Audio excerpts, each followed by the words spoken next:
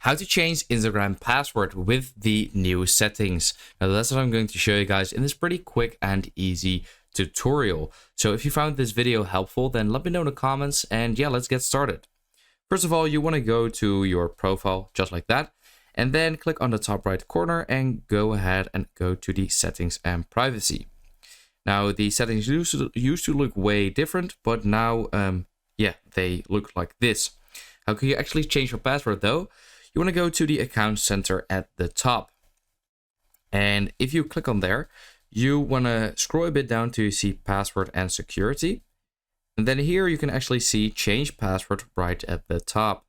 Then click on there, and here you want to make sure to select either your Instagram or Facebook account. Well, you wanted to do it for your Instagram account, so click that.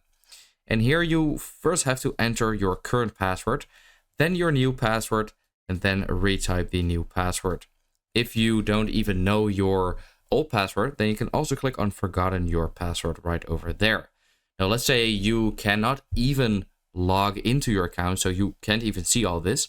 Then it's also very easy, because when you actually want to log into your account, you should also probably see forgotten your password right over there. And then you can simply click on it. And then it says we sent an email to your email.